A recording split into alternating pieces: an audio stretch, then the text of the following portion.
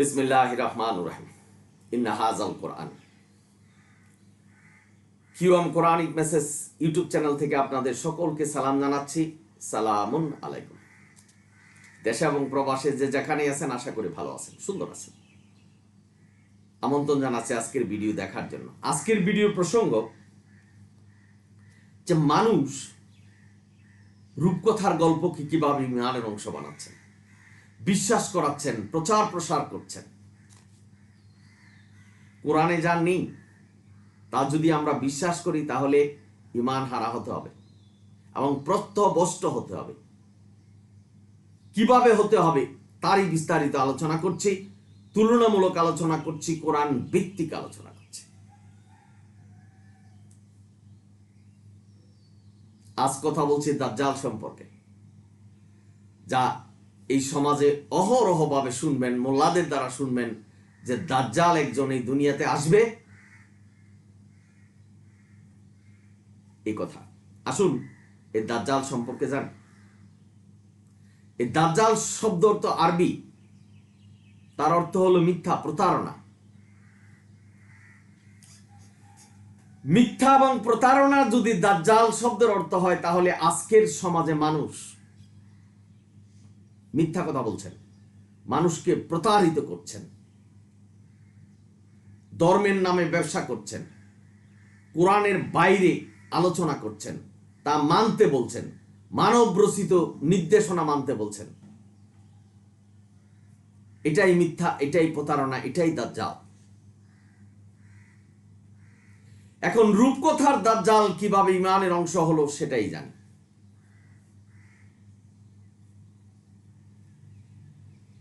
আল মাসিহ দাজ্জাল, হাদিসের বর্ণনা যে আল্লাহ ওনাকে এমন ক্ষমতা দিয়েছেন, উনি এসে মানুষকে জাহান্নামে পাঠাবেন এবং ইমানের পরীক্ষার জন্য নাকি দাজ্জাল আমাদের কাছে পাঠাবে। কোরআনে এই ধরনের নির্দেশনা নেই। তো দাজ্জাল তো এখন দুনিয়াতে নেই, আদম থেকে ধরে মুহাম্মদ পর্যন্ত, এবং আমরা যারা বেঁচে আছি তাদের আমলে তো দাজ্জাল নাই। তাহলে কিভাবে ইমানের পরীক্ষা হচ্ছে? যেখানে আল্লাহ সূরা মুলকের 2 নম্বর আয়াতে বলছেন এই দুনিয়াতে মানুষ পাঠানো হয়েছে পরীক্ষার জন্য, সিলেবাস হলো কোরআন, কোরআন হলো নির্দেশনা, এইভাবে ইমানের পরীক্ষা হচ্ছে। মোল্লারা বলছেন দাজ্জাল আসবে এবং ইমানের পরীক্ষা নেবে। 40 দিন পর্যন্ত এই দাজ্জাল দুনিয়ার অলিগলি সমস্ত কিছু ভ্রমণ করবেন, মানুষকে জাহান্নামে পাঠাবেন। শুধু মক্কা মদিনায় ঢুকতে পারবে না, সেখানে ফেরেশতারা থাকবে, ওইখানে ঢুকার কোনো ক্ষমতা থাকবে না। এই ধরনের নির্দেশনা কোরআন দেয়। এবং আমাদের মোল্লারা এই কোরআনের অপব্যাখ্যা করে, যেমন সূরা ইসরা অর্থাৎ বনী ইসরাইল 65 নম্বর আয়াতে সেখানে বলা হয়েছে যারা আল্লাহর পথে থাকবেন, আল্লাহর হুকুম বিধান মানবেন, তাদেরকে শয়তান বশ করতে পারবে না। আপনারা আগে থেকে পড়বেন সূরা বনী ইসরাইলের 62, 63, 64, 65, তাহলে বুঝতে পারবেন যে এখানে শয়তানের কথা বলা হয়েছে। অথচ এই দাজ্জালের কথা বর্ণনা করতে যে কোরআনের ভুল ব্যাখ্যা দিচ্ছেন, বলছেন যে দাজ্জাল তাদেরকে ক্ষতি করতে পারবে না যারা আল্লাহর পথে আছেন। কিভাবে প্রতারিত করছেন আমাদের? এই দাজ্জাল শব্দের অর্থ হলো প্রতারণা। যারা প্রতারিত করছেন তারা কি ভাই দাজ্জাল নয়? অসংখ্য দাজ্জাল এই দুনিয়াতে আছে, অসংখ্য মিথ্যা বর্ণনা করছেন, প্রতারণা করছেন, তারা কি দাজ্জাল নয়? দাজ্জালের অর্থ যদি মিথ্যা এবং প্রতারণা হয়ে থাকে, বিবেচনা আপনাদের। ভাই বোনেরা, এই সিরিয়া এবং ইয়েমেনের সাগরে অনাবিষ্কৃত কোনো দ্বীপ আছে? এখন সব আবিষ্কার হয়েছে, কোথাও দাজ্জালের কোনো সন্ধান পাওয়া যায় না। তার মানে এটা রূপকথার গল্প, মিথ্যা, বানোয়াট, এটাই প্রচার করছেন এবং এটাই বিশ্বাস করাচ্ছেন। প্রতারণা কিভাবে করা হচ্ছে, মিথ্যা কিভাবে বলছেন? তো দাজ্জাল শব্দের অর্থ যদি মিথ্যা আর প্রতারণা হয়, কারা দাজ্জাল? একটু চিন্তা গবেষণা করবেন। নবীর নামে মিথ্যা বলছেন ভাই এই দাজ্জাল সম্পর্কে। কিভাবে আমি বর্ণনা করছি। তামিম দারি নবীর সাহাবী হাদিস বর্ণনা করেছেন যে তামিম দারি নাকি দাজ্জালের সাথে সাক্ষাৎ হয়েছে। নবী একদিন এশার নামাজে আসতে লেট হয়েছে, দেরি হয়েছে। তো নবী এসে বললেন আমার কেন দেরি হলো তোমরা জানো? সাহাবীরা বললেন আল্লাহ এবং তার রাসূলই ভালো জানেন। নামাজ পড়ালেন। নামাজ শেষে ইনি বললেন আমি আজকে কোনো ওয়াজ করতে তোমাদেরকে বসতে বলিনি, আজ আমি এমন কথা বলবো যা আমি ইতিপূর্বে বলেছি। অর্থাৎ দাজ্জালের কথা নবী ইতিপূর্বে বলেছেন। আজকে যে গল্প উনি শুনিয়ে আসছেন কার কাছ থেকে? ফাতেমা বিনতে কায়েস। সে আবার শুনছেন তামিম দারির থেকে। নবী কারো শোনা কথা বর্ণনা করবেন এ ধরনের হতে পারে না।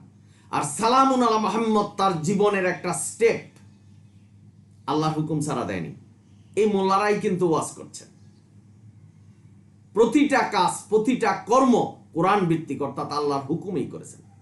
তাহলে এখানে আপনি প্রমাণ পাবেন এই দাজ্জাল সম্পর্কে যে কথাগুলি বলছে সেটা হলো রূপকথার গল্প, কারণ কোরআনে নেই। সুতরাং কোরআনে না থাকলে নবী এটা বর্ণনা করতে পারে না। ডাহা মিথ্যা কথা বলছেন, নবীর নামে মিথ্যা বলছেন। নামাজ পড়ে নবী গল্প বলতেছেন যে ফাতেমা বিনতে কায়েসের কাছ থেকে শুনলেন যে তামিম দারি দাজ্জালের সাথে সাক্ষাৎ হয়েছে। কিভাবে? যে লাখাম এবং জুজাম গোত্রের 30 জন লোক এই সিরিয়া এবং ইয়েমেনের সাগরে ভ্রমণ করছেন। এমন সময় এক দ্বীপে গিয়ে উপস্থিত হলো। দেখলেন লোমযুক্ত মানুষের সাথে সাক্ষাৎ হলো এবং একজন নারীও ছিল। তো নারীর সাথে কথা হলো। বললেন যে ওই যে সামনে প্রাসাদ দেখা যায় সেখানে আপনাদের জন্য কেউ অপেক্ষা করছে। 30 জন লোক সেখানে গেল। তো যাওয়ার পরে দেখলেন যে একটা রুমে বিশাল আকৃতির বিশাল দেহ একটা লোক লোহার শিকল দিয়ে বাঁধা। সে তার নিজের চুল নিজে টানছেন এবং শিকল ছিঁড়ে ফেলতে চেষ্টা করছে। তো এই লোকগুলিকে দেখে দাজ্জালের সাথে কথা হলো। দাজ্জাল কথা বললেন যে তোমরা কারা? আরব দেশের থেকে এসেছে। রূপকথার গল্প। তো দাজ্জাল তাদেরকে বললেন যে বাইজান যে খেজুর বাগান আছে সেটা কি এখনো আছে কিনা? তারা বললেন আছে। ওখানে কি খেজুর ধরে? ধরে। তো এই দাজ্জাল বললেন যে কিছুদিনের মধ্যে আর খেজুর ধরবে না। তারপরে তাবারিয়া সাগর, এই সাগরে কি পানি আছে এখনো? দাজ্জাল বললেন যে কিছুদিনের মধ্যে পানি থাকবে না।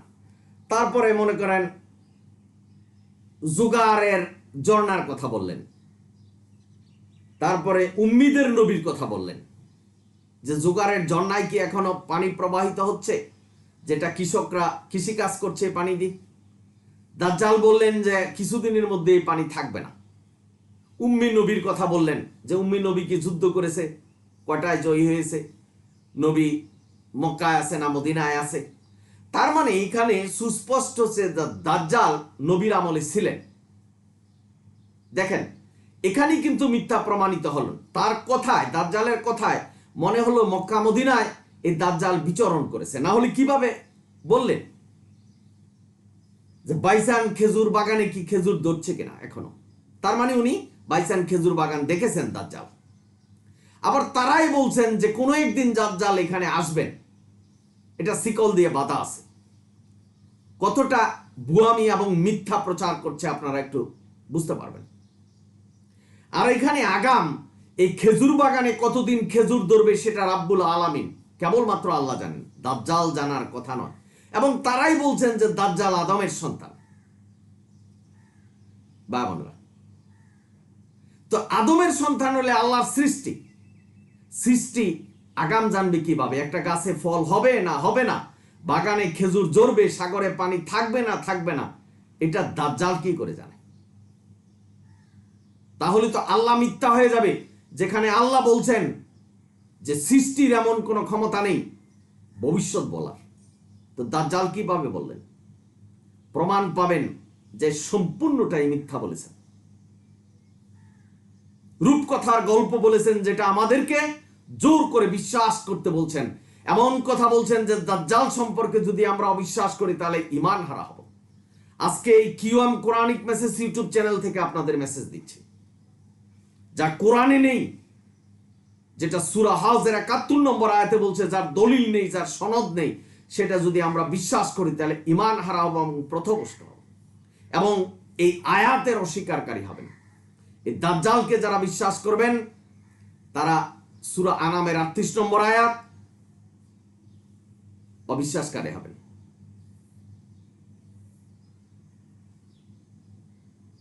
বাবানরা, আপনারা যারা শুনছেন, এই সূরা হজের ৭১ নম্বর আয়াতের অস্বীকারী হবেন, সূরা আনামের ১৫৩ নম্বর আয়াতের অস্বীকারী হবেন, কারণ কোরআনে তার বর্ণনা নেই। সুস্পষ্ট আল্লাহ বলছেন, যার সনদ নেই, যার দলিল নেই, সেটা বিশ্বাস করা যাবে না। আজকের সমাজে এই দাজ্জালকে নিয়ে, দাজ্জালকে বিশ্বাস করতে হবে, এটা একটা ঈমানের অংশ বানাচ্ছে। সিরিয়া এবং ইয়েমেনের সাগরে কোনো দ্বীপ আছে, এটা আজকের সমাজে বৈজ্ঞানিকরা কি অনাবিষ্কৃত আছেন? সব সাগরে কোন জায়গায় কোন দ্বীপ আছে, সব মানুষ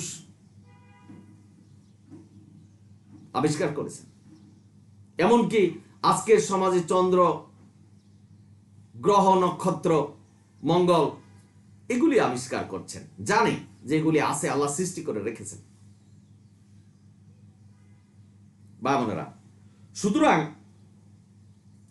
এই যে মিথ্যা প্রচারণা, এর জন্য বিচার হবে। আল্লাহর নামে, আল্লাহর নবীর নামে মিথ্যা বলছেন, কোরআনকে